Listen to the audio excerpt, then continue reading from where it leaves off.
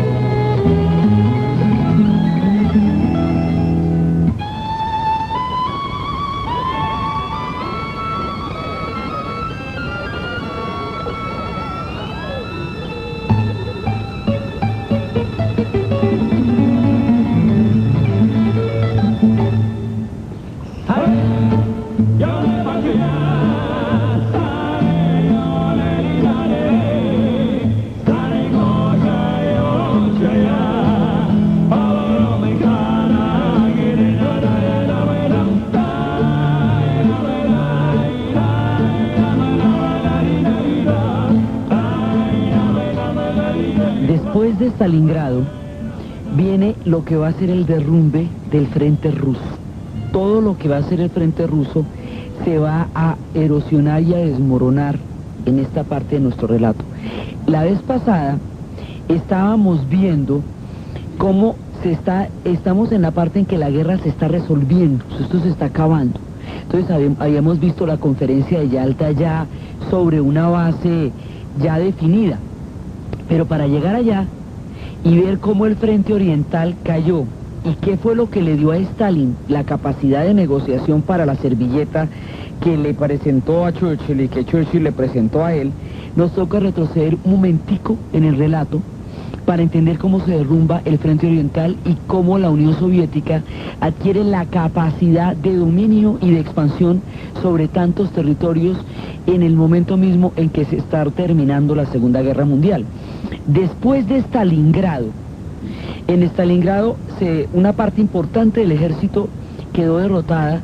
Eso es importantísimo desde el punto de vista de la manera como los alemanes van a ir perdiendo la guerra. Ya hemos dicho que ese va a ser, digamos, el punto crucial, que va a ser Stalingrado. Pero después de eso hay una batalla de Kursk, que la hemos mencionado una cantidad de veces en el relato, que la guerra de tanques, que la batalla de Kursk. Bueno, pues hay que echar el cuento de la batalla de Kursk. Resulta que los alemanes están peleando ya en el frente ruso desde hace rato, pero los rusos lo que van a hacer es que han aprendido todas las tácticas de los alemanes. Tienen todo el equipamiento de los aliados, tienen camiones, lo que antes no tenían. Tienen una cantidad de recursos que antes no tenían porque les están llegando de los aliados. Tienen el aprendizaje de todo el tiempo que llevan enfrentándose a los alemanes. Y tienen un odio que no pueden con él. Han aprendido con odio las tácticas de los alemanes. Entonces a los alemanes se les empieza a devolver la guerra. Y todo el mundo empieza a atacarlos como ellos atacaron, con las tácticas que ellos usaron. Se les viene todo el mundo encima poco a poco, y este pedazo que se les viene ya es una derrota irreversible. Entonces aparece, esto es en el verano del 43, y es cuando el ejército alemán se va a ver reducido en el frente oriental de 4,5 millones contra 6,5 millones de hombres se van a enfrentar, y los alemanes se van a acercar. Las mejores divisiones de las SS estaban en ese momento en el frente ruso, en el frente oriental. Los rusos los van a esperar, y los van a esperar enterrados, con los tanques enterrados, los van a esperar, y en el momento que se les acerquen, los van a atacar a boquejarro. Haga de cuenta como en esa escena de Corazón Valiente, cuando William Wallace tiene como enterradas unas palas y en el momento unas pullas, y en el momento que se vienen los caballos las paran y los caballos se ensartan contra las pullas. Bueno, esto pero en tanques. Entonces vienen, cuando ya los rusos están cerquita, cuando tienen a los alemanes a boquejarro, salen desenterrados de la tierra y empiezan a combatir. Esos tanques que tienen los alemanes es muy difícil de frente darles porque están blindados. Hay que darles de lado o hay que darles por detrás. Entonces ahí como que emboscar el tanque, ¿sí me entiende? Toca hacerse detrás del tanque y por ahí poderlo atacar y poderlo neutralizar. Entonces lo que hacen es meterse detrás del tanque y esconder y empezar a atacarlo. Y ellos ya tienen unas divisiones de tanques importantísimas. Los rusos han aprendido, porque antes solamente tenían 2 tipos por tanque. Uno era el que estaba manejando y el otro tenía que disparar, tenía que mirar la presión, tenía que mirar todo, mejor dicho, tenía que replicar y en la procesión al mismo tiempo no se podía. Mientras que los alemanes tenían ya 3 hombres por tanque. Los rusos aprenden 3 hombres por tanque, uno que esté conduciendo, otro que esté disparando y otro que esté presente mirando las condiciones del tanque. Con ese tercer hombre les da una capacidad de movilidad. Sus tanques cada vez pueden atacar más. Han aprendido cómo se atacan los tanques alemanes y aprenden a emboscarlos. Esto es puro, digamos, puro aprendizaje militar. A punta de darse con ellos tanto tiempo, han aprendido a saber cómo pelean y cómo derrotarlos allí de la misma manera que ellos pelean. Esta batalla de tanques es la batalla de tanques más grande de la historia. Hasta la era moderna nunca se ha dado una batalla de este tamaño, la batalla de Kursk. Entonces aquí se van dando los enfrentamientos, los nuevos Tiger, y cada vez los rusos pues tienen muchísimos más recursos, más estrategia y una bronca que no pueden con ella. Entonces van diezmando las divisiones alemanas. Las divisiones alemanas que tienen allá son las mejores. Así que lo que van diezmando es lo más selecto, las tropas élites del ejército alemán. Son las divisiones SS, los más fanáticos, las divisiones Adolfo Hitler, mejor dicho, los más llevados del fanatismo, los que están peleando allá. A esos los van a derrotar, los van a reducir, los van a diezmar, los van a hacer retroceder, los van a humillar militarmente. Y esta gente, mejor dicho, no se la va a creer. Cuando acuerdan, han perdido más de 2 millones de hombres en ese punto de la batalla.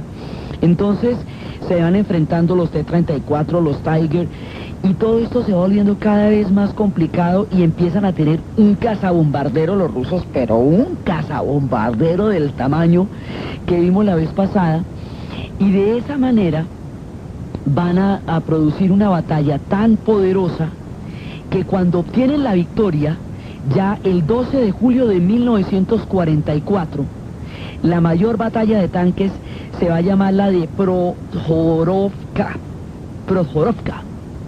Esa batalla, así de raro como es de difícil de pronunciar el nombre, equivale al ejército alemán a lo que las batallas de Sedan, Borodino, Leipzig o Waterloo significaron en las guerras. Es decir, esa es la batalla definitiva. En esa batalla, el ejército alemán se ha roto en su espina dorsal. O sea, ahí quebraron el ejército alemán. Entonces, de ahí en adelante, los alemanes ya no van a poder atacar, sino lo que van a hacer es retrocediendo. Ellos no pensaron nunca que los rusos lo fueran a atacar. Ellos estaban acostumbrados a que los rusos retrocedieran todo el tiempo, porque como ellos los atacaron, entraron a Rusia, ¿se acuerda que entraron por una cantidad de puntos? Pues, y desde ahí estaban avanzando, entonces hay un momento en que los paran, lo mismo que, haga de cuenta, lo mismo que hemos hecho con toda la guerra, pero en el frente ruso. Hay un momento en que los paran, hay un momento en que los derrotan, y hay un momento en que los hacen retroceder. Entonces ya cuando los paran, los van a parar en Stalingrado y ahí los derrotan por primera vez. Ahí los van a hacer retroceder. De aquí en adelante ya la capacidad ofensiva cambian los papeles. Los rusos están atacando. Los alemanes están defendiendo en un retroceso acelerado hacia Berlín, camino de Berlín. Entonces, en el momento en que ya no pueden atacar más, en que ya no tienen capacidad sino para irse saliendo de allá, retrocediendo, ahí se inclinó la balanza y ahí es donde se pierde la guerra para el frente ruso, que es el más importante de todas maneras de toda la guerra. Entonces, acuérdese que habíamos estado, ese frente ruso es el que tanto pedía que se abrieran otros frentes para aliviar la presión de esta batalla tan impresionante que se está dando. Y es para aliviar la presión de este frente ruso que les estoy contando, que se hizo la invasión a Italia y que se hizo la invasión a Normandía, combinando otros frentes para que los alemanes tengan que dispersar todos sus recursos en diferentes frentes europeos y no puedan dar abasto con la capacidad de ataque. Es el mundo entero atacándolos, toda Europa atacándolos a ellos después de que ellos atacaron a toda Europa. Entonces aquí se les devuelve la moneda y es el reverso de la hoja de la historia. El viento les empieza a soplar en contra, pero ya irreversiblemente. Entonces cae todo ese pedazo del frente ruso y los alemanes están retrocediendo, y esas divisiones SS, todo eso quedó borrado. Eso ya queda borrado del paseo. Entonces, de ahí en adelante, la idea sería llegar directamente a Berlín, ¿no es cierto? Pues, ¿qué los detiene? Los detienen un montón de chismecitos. Resulta que Stalin, ya habiendo visto, digamos, habiendo derrotado al ejército alemán, necesita entrar a tomar posesión física de los territorios que luego va a reclamar bajo su zona de influencia en la conferencia de Yalta con la servilletica y los porcentajes. Para poder llegar a reclamarlos, usted tiene que tenerlos en la mano, eso que llaman que si no me lo han cogido lo tengo, ¿sí? Entonces usted tiene que tenerlos en la manita para poder negociar sobre eso. ¿Cómo es que va a llegar a tenerlos en la mano si esto hasta ahora estamos saliendo de Rusia? Pues porque frente a Polonia, para el ejército, y en lugar de avanzar, Polonia es, vamos a ver toda la tragedia de Polonia. Polonia es el punto estratégico para avanzar directamente hacia Berlín. Ahí se paran y en lugar de avanzar hacia Berlín, empiezan a bajar y se van metiendo por los Balcanes. Entonces aquí nos vamos a encontrar con un episodio de la guerra que es muy desconocido. Los alemanes tenían aliados dentro de la Europa oriental. Había países que se habían aliado con el eje, que no son tan famosos como Italia, pero que estaban aliados con ellos por diferentes razones. Finlandia había sido invadida por Rusia antes de empezar la guerra. Fue cuando los rusos los atacaron y los finlandeses se defendieron en trineos, que fue una resistencia heroica y que hicieron retroceder a los rusos, lo que les hizo sospechar a los alemanes que los rusos eran fáciles de vencer. Y mire ya dónde vamos. Entonces, en el momento en que claramente los rusos intentaron invadir y anexarse a los finlandeses, y los finlandeses se defendieron de esa manera, eso pasó antecitos de empezar la Segunda Guerra Mundial, pero eso quedó muy claro. Como quedó muy claro que esto fue un intento, ya hace rato que Rusia le tenía ganas a Finlandia, desde las épocas de Alejandro I, la quería en un paquete combo con Lituania, Letonia y Estonia. O sea, que hiciéramos un solo combo, Lituania, Letonia, Estonia y Finlandia. De una vez eso quedaba lo más de chévere con el Báltico. Entonces, Finlandia logró resistir el ataque ruso, se alió con Alemania porque estratégicamente su enemigo era Rusia, no Alemania. Porque es que uno piensa en Escandinavia, ¿cómo es que quedó esto? Suecia fue neutral y su neutralidad la basó en el suministro de acero. Pues yo le suministro el acero, pero no me meta conmigo. Noruega fue invadida, Dinamarca fue invadida. Finlandia peleó del lado de los alemanes porque su enemigo era Rusia. Y así quedaron conformados la península escandinava en la guerra. Entonces, los finlandeses tienen una posición completamente diferente a los demás, porque ellos, el vecino que tienen al lado es Rusia, y el peligro para ellos es Rusia. Entonces, por eso se habían aliado con los alemanes. Cuando los alemanes se desmoronan en este frente, ya Finlandia sabe que no tiene ningún tipo de apoyo y que ya no tiene caso. Entonces, Finlandia logra un armisticio delicadísimo. Pide la neutralidad, pide salirse de la guerra, se rinde, pero conserva la territorialidad. Eso es un logro muy grande. ¿Por qué la conserva? Porque fue claro para todo el mundo que Rusia la intentó invadir. Y había muchas simpatías hacia los finlandeses de parte de las potencias occidentales que tenían perfectamente claro que Finlandia era un botín en un momento dado y que lo que estaba haciendo era lo que mejor podía, salvar su pellejo ahí. Y lo logró. Logró tener su país lleno de lagos y de fiordos, grandotes y preciosos y gélidos, pero suyos, de ellos nomás. Pocos contarían este cuento, o sea, mucha gente no podría salvar su país. Los polacos, por ejemplo, no pudieron. Entonces, este es el caso de Finlandia. De ahí para abajo, hay otros países que fueron también partidarios del eje. Rumanía tenía un dictador que se llama Antonescu. Todos los rumanos se llaman con Escu, ¿se acuerda de Ceausescu? Bueno, pues este era antes, era Antonescu. Ese fue partidario del nazismo, y cuando pierden los alemanes, entonces hace exactamente lo mismo que hizo Italia. Se alía con los aliados, depone a Antonescu, que había sido el dictador que había apoyado a los nazis, y ponen un gobierno constitucional y se cambian del lado de los aliados. A Rumanía se le había obligado a firmar un tratado por el cual la Transilvania, la tierra del conde Vlad, de Drácula, le quedaba a Hungría. Entonces ellos se voltean y piden que les devuelvan la Transilvania. Hungría también formó parte de los países que apoyaron a Alemania. Y fue una policía nazi dentro de Hungría que se llamaban los Flechas Cruzadas. Hay una película con Jessica Lange que se llama La Caja de Música, y es la historia de una mujer que vive con su padre y con su hijo, y su padre ha sido un excelente padre, un tipo queridísimo en los Estados Unidos, un encantador, y de pronto le llega la notificación de que es buscado por crímenes de guerra, y ella empieza a pues no poder creer lo que están diciendo, como así que su padre va a ser un criminal de guerra si ha sido el mejor padre y el mejor abuelo, y termina yéndose hasta Hungría, y termina encontrando una dirección donde hay una caja de música, y en la caja de música están las fotos de las atrocidades que él cometió cuando estuvo como policía flecha cruzada durante la época de la ocupación nazi, cuando en Hungría hubo un apoyo y un respaldo tan importante, porque Hungría junto con Austria también formaron un imperio roto, ¿se acuerda? Que Austria y Hungría eran aliados de Alemania en la Primera Guerra, que ese imperio se disuelve. La misma nostalgia que tenía Austria de su antiguo imperio la tiene también Hungría. Entonces Hungría va a favorecer al Tercer Reich y va a ser un aliado interno. Y además le van a dar la Transilvania de una vez por la misma negociación. Entonces Hungría también estaba ahí.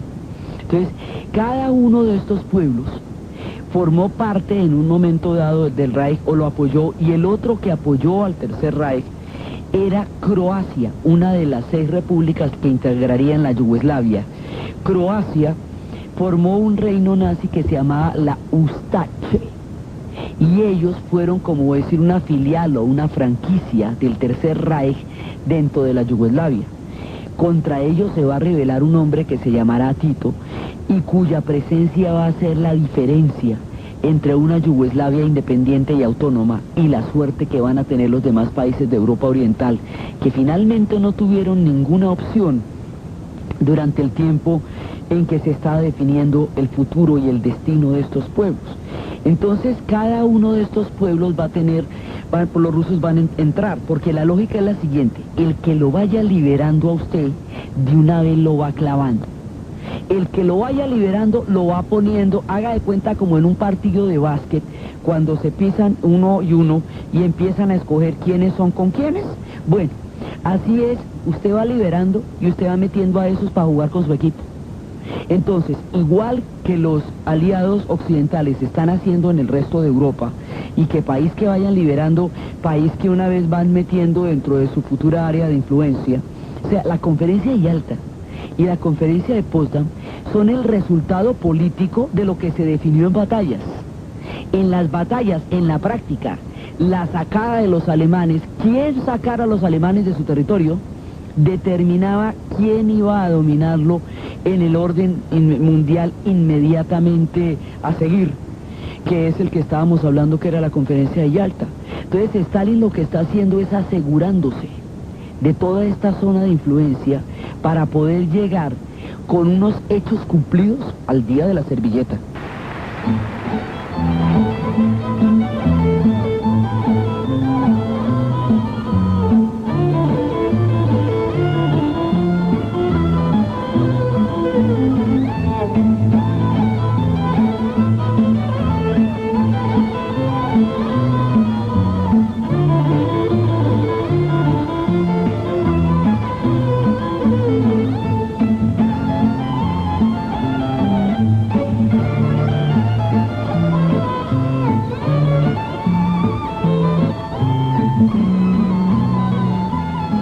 que Finlandia, Rumania, Bulgaria, Hungría y Croacia eran los países que interiormente en la Europa del Este habían apoyado a Alemania y habían formado regímenes pronazis, en mayor o menor grado. Digamos, Hungría tenía una policía de las flechas cruzadas, Croacia era directamente un régimen nazi, Bulgaria también estuvo con Alemania desde en la primera y en la segunda también. Entonces, esos países, al ser liberados por los soviéticos, van a quedar en manos de los soviéticos. Y así es que Stalin se va haciendo a toda la influencia que va a tener sobre la Europa del Este. Pero hay una tragedia aquí, va a haber un crimen histórico. En este final de la guerra se van a presentar muchos crímenes monstruosos. En la primera parte de la guerra, los crímenes fueron hechos por los agresores, y durante toda la guerra, porque la guerra misma fue un crimen de los agresores. Pero también los vencedores, también los aliados cometieron crímenes en la última parte de la guerra.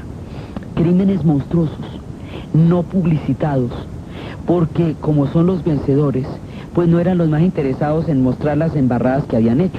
Pues no, digamos, no, habiendo sido tan heroica la campaña, la resistencia, la victoria, la liberación, las cosas, las manchas que tienen estos procesos no eran las que más interés tuvieron en mostrar.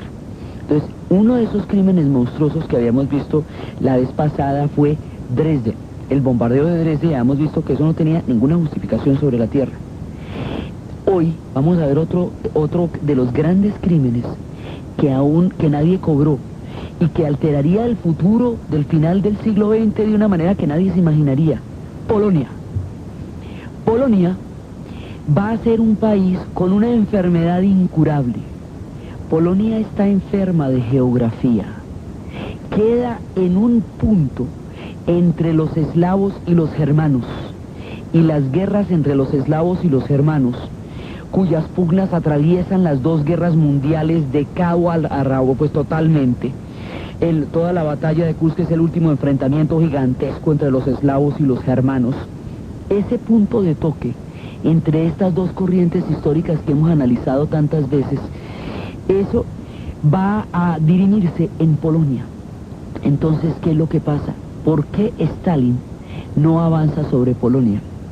Stalin detiene las tropas, lanza a los polacos a una rebelión, les dice que hagan una insurrección, exactamente las mismas condiciones que vimos en París. Tan pronto entran las tropas por Normandía, la gente en París se levanta para apoyar el desembarco y para crear rápidamente un gobierno autónomo que de esa manera garantice la soberanía de Francia. Este es el mismo proceso. Los polacos inmediatamente entran en el levantamiento. ¿Qué quieren ellos con la gran insurrección? Mostrar al mundo nuestra voluntad de combatir a los alemanes. Son los 9 puntos que los polacos dicen. Resolver el conflicto polaco-soviético luchando juntos contra Alemania. Acuérdense que la Unión Soviética era aliada de los alemanes en la repartición de Polonia. Que el pacto de no agresión entre Hitler y Stalin es el que le permite a Hitler invadir Polonia sin que Rusia haga nada, mientras Rusia se anexa a Lituania, Letonia y Estonia. Entonces, para resolver esa herida, esa traición, que además tenía el asesinato de los 14.000 oficiales polacos de Katyn, para evitar una futura resistencia de la oficialidad polaca frente a los territorios, en ese momento, entonces esa es la herida, resolver el conflicto polaco-soviético luchando juntos contra Alemania. Vengar 5 años de represión alemana. Como la guerra empezó en Polonia, pues los polacos están de guerra hasta aquí, porque les tocó desde el principio, ¿no ve que fueron los primeros en ser notificados? Paralizar a las fuerzas alemanas para facilitar el cerco soviético de la ciudad. Quinto, obstruir la estabilización del frente a lo largo del Vístula, que es el río que atraviesa Polonia. Bloquear la pretensión alemana de emplear 100.000 varsovianos para excavar trincheras y otras defensas. ¿Por qué los alemanes querían utilizar Varsovia como una ciudad resguardo o trinchera, como Stalingrado, para esperar allí a los soviéticos? Evitar el colapso moral y militar y civil que podría haberse derivado de la inacción. asumir la dirección y el control de la lucha que de otro modo habría estallado espontánea y caóticamente. Es decir, que la gente se va a insurreccionar de todas maneras. Entonces, si usted no organiza esa resistencia, eso puede volver un despelote que no sea eficaz en términos de poder sacar a los alemanes y darle la autonomía a Polonia. Esos son los 9 puntos de los polacos. Y eso es lo que ellos quieren y van a la insurrección. Los soviéticos los mandan a la insurrección. Les dicen que los van a apoyar. Los aliados han reconocido a Polonia como un gobierno en el exilio. Churchill recibió a los dirigentes polacos con mucha más respeto y con muchísimo más decoro de lo que recibía de Gaulle. Estaban en primera línea con respecto a de Gaulle. Y sin embargo, por el pacto que se está haciendo en Yalta, Churchill, ninguno de los dos va a hacer nada por Polonia. O sea, lo que van a hacer los soviéticos es parar los tanques, parar la avanzada del ejército y contemplar cómo los polacos van a salir a defender Varsovia contra el último ataque de los nazis. Los nazis le van a hacer un último ataque a Polonia, a los 4 que queden vivos. Después de que por Polonia empezó la guerra, Polonia ha sido ocupada y la resistencia que se va a dar es la resistencia más heroica que ustedes se pueden imaginar. Esto eran mujeres y niños y hombres desesperados. Los últimos sobrevivientes del gueto de Varsovia salían de debajo de las alcantarillas donde habían estado resguardados después de que desocuparon el gueto para luchar por la liberación de Varsovia. Los hombres y las mujeres luchaban por la liberación de Varsovia. Estaban esperando los refuerzos. 2 meses duraría esta lucha. Tenían 2 meses para que pudieran llegar. Estaban desesperados, comunicados a todas partes, se hacían las conferencias, nadie discutía el asunto polaco. Le mandan el siguiente comunicado al mariscal Stalin: Moscú, excelencia. Tras 60 días de combate incesante contra el enemigo común, los defensores de Varsovia han llegado al límite de la resistencia humana. En estas horas de extrema necesidad, apenas usted, mariscal, para quien imparta órdenes para que pongan fin y realicen inmediatamente operaciones que salven a la guarnición de Varsovia y conduzcan a la liberación de la capital. El general Komorowski ha dirigido el mismo llamamiento al mariscal Roborowski y resulta que nada, no llega nada. Es más, hay ejércitos polacos que están peleando con los aliados en Italia y no los mandan a defender Varsovia, y ellos muertos de la rabia porque lo suyo es Varsovia. Nadie los manda a defender Varsovia. Resultado, Varsovia cae. Los alemanes la aplastan, la destruyen, después de haberla invadido, después de haberla ocupado, después de que por ella se hizo la guerra, después de que por ella empezó todo el conflicto. En el momento sumo de la desesperación y de la resistencia, los dejan solos para que los aplasten. Eso es un crimen contra un pueblo, un crimen aterrador. Las palabras de los polacos decían lo siguiente: esa es la dura verdad. Fuimos tratados peor que los satélites de Hitler, peor que Italia, que Rumania, que Finlandia. Quiera Dios, que es justo, juzgar la terrible injusticia con que se ha tratado a la nación polaca y castigar a los culpables. Vuestros héroes son los soldados cuyas únicas armas contra los tanques eran pistolas y botellas de gasolina. Vuestros héroes son las mujeres que atendían a los heridos, cocinaban en los sótanos bombardeados y consolaban a los agonizantes. Vuestros héroes son los niños que seguían jugando entre las ruinas. La nación que puede mostrar ese heroísmo universal es inmortal, porque quienes han muerto han vencido y quienes todavía viven luchan, vencerán y todavía darán testimonio. Polonia no ha perecido todavía mientras sigamos con vida. Esas palabras, diría Churchill, son indelebles, y una vez más Polonia lucha por su existencia física, y una vez más la abandonan, y una vez más la música que había compuesto para proclamar una patria repartida. En los siglos anteriores, Federico Chopin, cuando Polonia quedaba entre Austria, Prusia y Rusia en el siglo XVIII y XIX, y en un momento dado las 3 grandes potencias, que en ese momento eran los imperios de la época, decidieron repartirse Polonia, decidieron desaparecerla como Estado nacional, tras varias rebeliones que Polonia había hecho por su autonomía. Polonia duró 150 años sin existir. Apareció como Estado recién después de la Primera Guerra Mundial. Y después de que aparece como estado en la Primera Guerra Mundial, lo invaden, motivo por el cual estalla la Segunda. Y después de que lo invaden, la van a invadir durante 5 años, en el final ya, en la puerta del horno, sí, ya digamos, en las puertas de la liberación. Esto sí es como diría Vallejo, como un pan que en la puerta del horno se nos quema, como los heraldos negros. Polonia luchará por su liberación y la dejan absolutamente sola los aliados. La tratan igual, peor que a los países satélites que iban a ser de todas maneras ejemplarizados frente a lo que había sido su colaboración con el Tercer Reich. Los polacos siempre fueron aliados de los occidentales, siempre estuvieron en contra de los nazis y los trataron como los países satélites. Entonces, como en las épocas en que entre Austria, Prusia y Rusia, que casualmente son los mismos, desaparecieron Polonia como nación, Federico Chopin compuso lo que en ese momento era la fuerza del alma polaca herida y que en los tiempos de la insurrección volvía a sonar tan dolorosa, altiva y maravillosamente como en el momento en que fue compuesta, la polonesa.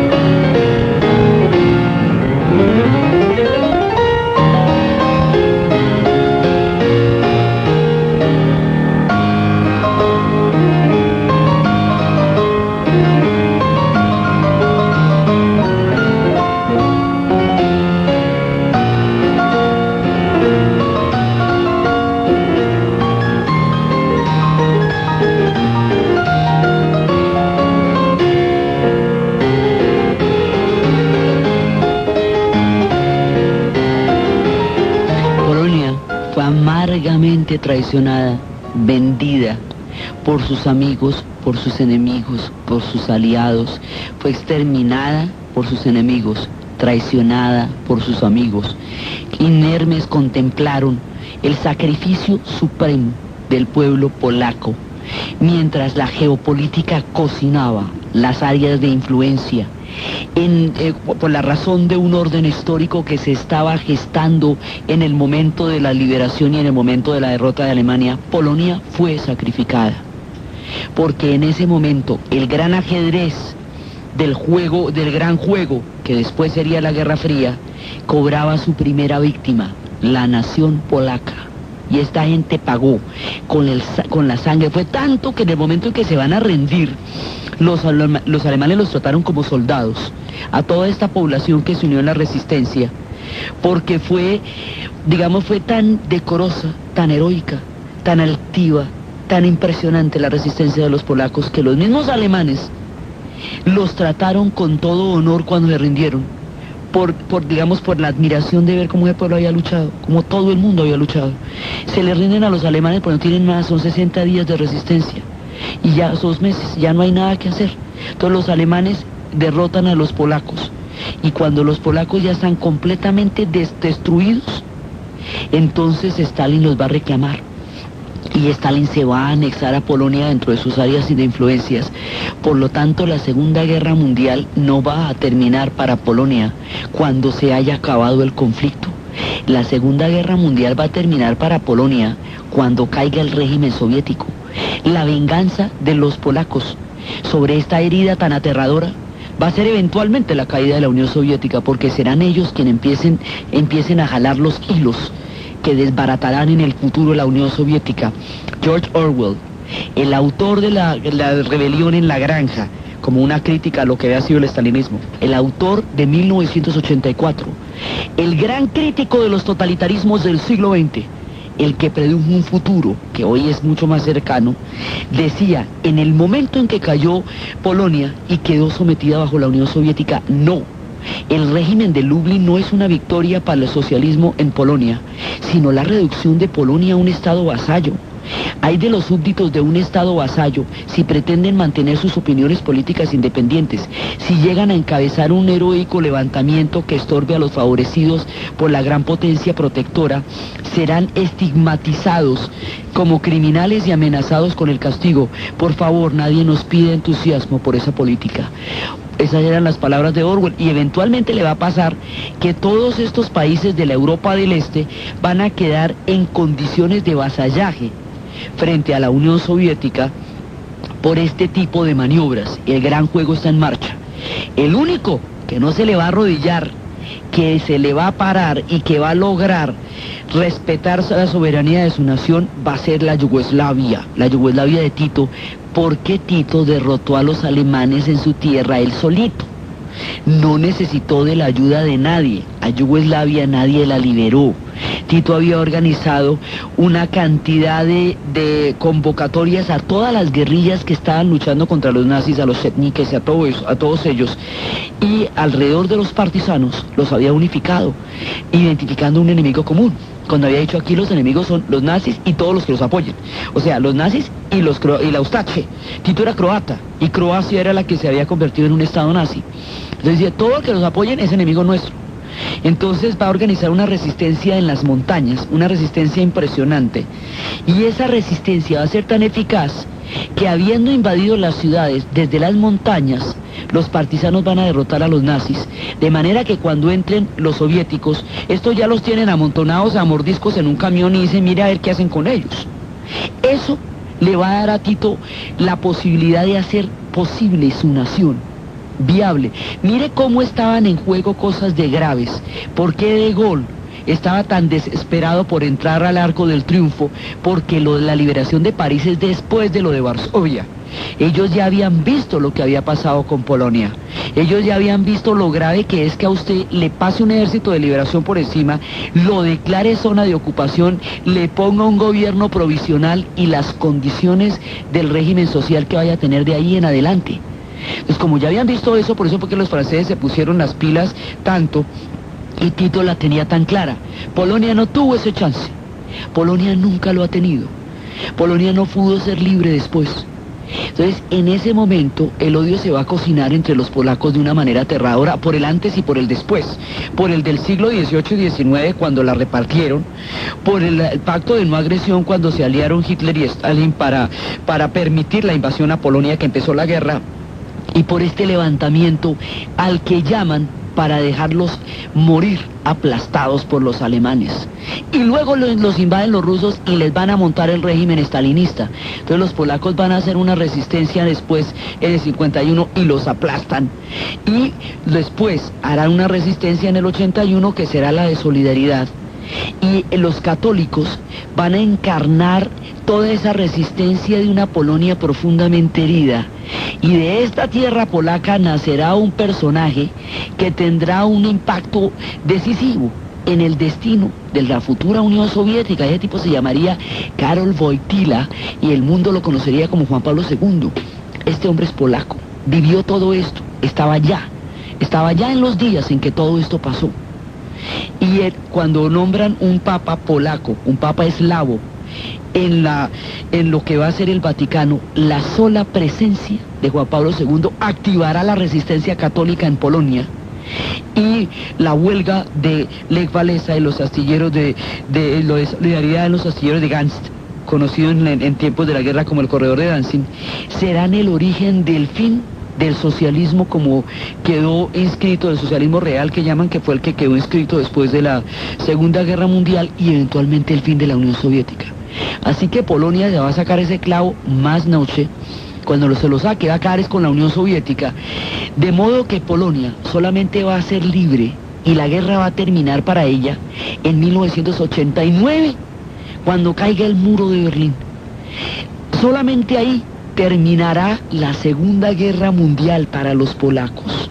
Y para ellos había empezado de primeras, porque fue por Polonia, ese 1 de septiembre de 1939, que había estallado la Segunda Guerra Mundial. La historia de Polonia y esta última insurrección del 44 es un crimen histórico, crimen de vencedores que después se repartirían el mundo y no estarían interesados en hacerle propaganda a esto, pero sucedió y es parte de los inventarios de cómo fue terminando la guerra. Dresden es un crimen de los aliados occidentales, Polonia es un crimen de los aliados orientales, la guerra entera es un crimen de Hitler pero ahí va, todo el mundo la debe ahí. Entonces, eso por un lado, digamos, la historia de Polonia, que es de ponerse a llorar. Si a uno le parece que la nuestra es desgarradora, la de ellos es de morirse de la tristeza, porque son reparticiones, traiciones, ventas, reparticiones. Solo hasta ahora están viviendo ellos los días de la libertad. Solo hasta estas últimas décadas han podido ser ellos quienes realmente son. Una nación papista, una nación católica, la que fuera, pero ella, suya, Polonia. Entonces, esa es la manera como va a caer el frente oriental. Cuando cae todo el frente oriental, de una vez queda repartida la Europa del Este en la zona de influencia de la Unión Soviética, para que cuando se sienten a negociar en Yalta, Stalin tenga en su mano, como hechos cumplidos, una cantidad de países que él ha liberado y que va a reclamar a porcentajes con Churchill en la famosa servilleta de Yalta. Esto es la historia del bloque oriental. Entonces, por un lado, está pasando esto. Por el otro lado, los alemanes, ya el bloque oriental se perdió. Eso ya no tiene recuperación, los alemanes vienen retrocediendo. Cuando Polonia cae, cuando Polonia es aplastada y es traicionada y vendido, ahí sí avanzan los ejércitos soviéticos hacia Berlín, y eso lo hacen en media hora. Pasan por encima de los 4 palos que quedan de Polonia y llegan a Berlín rapidito. Y cuando lleguen a Berlín, pues eso será la caída.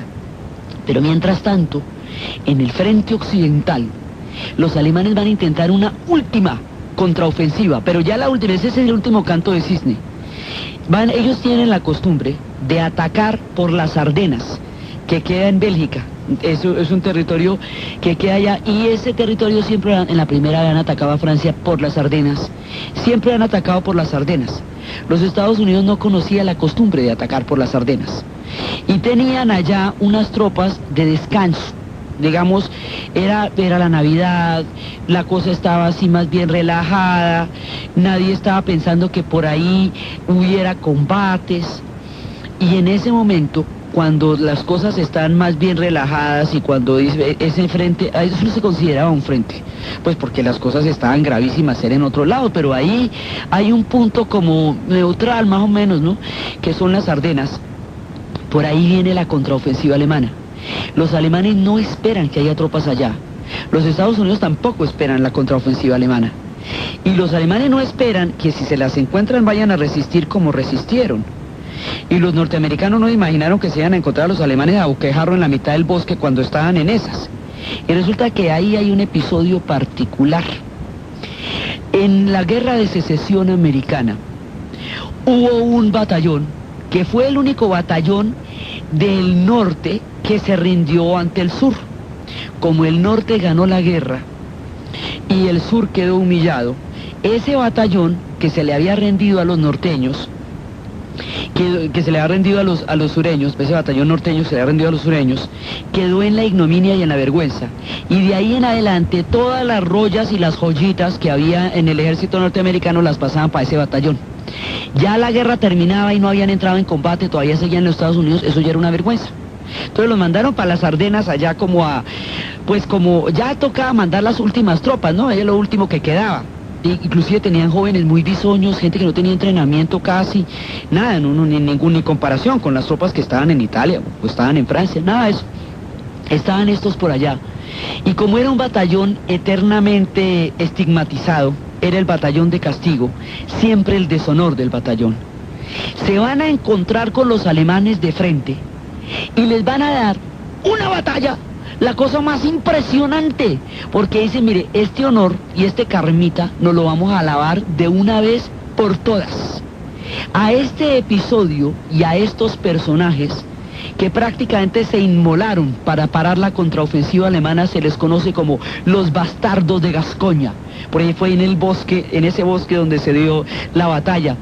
Y eran los más caspas de todos los batallones, eran, digamos, la gente menos honorífica dentro del estamento militar. Por eso, porque llevaban mucho tiempo de deshonra, porque era su oportunidad, han librado la resistencia más heroica que ustedes se puedan imaginar.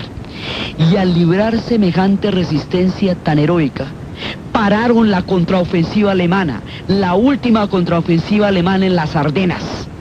Y al pararla, ya no hay más.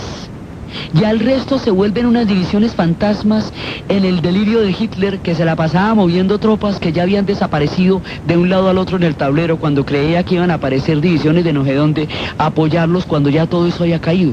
Cae todo el frente oriental, como hemos visto, y la última que era por occidente, que era por toda la parte de las Ardenas. Los bastardos de Gascoña la van a detener en un acto heroico y sublime que lavara de una vez por todas el honor de este viejo regimiento estigmatizado como un regimiento de indisciplinados y de rebeldes. Y se dan, en ese momento la echan toda, se dan toda la pelea y paran a los alemanes. Esa no se la esperaba nadie, porque esas son de esas cosas que pasan en la guerra que nadie se imagina. Entonces ellos paran la contraofensiva de las Ardenas. Y los alemanes ya no tienen ningún tipo de... ya no tienen para dónde coger. Ya en ese momento están derrotados por todas partes. Entonces empieza ya lo que es la persecución hasta Berlín. En el momento en que lleguen a Berlín, cuando Berlín caiga, habrá caído todo el Tercer Reich. ¿Quién se tome Berlín? Es lo que ellos van a entrar a dirimir, los aliados, y van a decidir que los soviéticos, que tienen tanto entusiasmo en acabar con los alemanes, sean los que se tomen Berlín, porque los alemanes a partir de Kursk lo único que han intentado hacer es vender caro su pellejo, es decir, dar unas batallas impresionantes sabiendo que ya no hay nada que hacer. Pero Berlín lo van a pelear hasta el último minuto, hasta la última calle y hasta el último hombre, y hasta el último niño, y ya casi no había soldados. Esa historia de la batalla de Berlín, esa historia del Ejército Rojo entrando con el odio de 25 millones de muertos para destruir el corazón del Tercer Reich, esa historia que se conoce como la caída, de la cual ha habido recientemente una soberbia película de los alemanes, esa historia del momento de la Valhalla, cuando el cielo se cayó sobre las cabezas y se hunde todo el proyecto germano, es lo que vamos a ver en el siguiente programa. Entonces, desde la tragedia del pueblo polaco, desde el derrumbe del frente oriental, desde la lucha impresionante de los soviéticos para retroceder a los alemanes en Kursk, en la última batalla de tanques, y todo su impresionante aprendizaje acerca de lo que es la guerra para devolverla a ellos, desde las mareas de la historia que van en una dirección primero y luego en otra y se devuelven con la misma fuerza con que fueron lanzadas, desde las paradojas, los vencedores y los vencidos, y estos tiempos de la repartición que se ciernen sobre Europa, en la narración de Ana Uribe, en la producción Jessy Rodríguez, y para ustedes feliz domingo.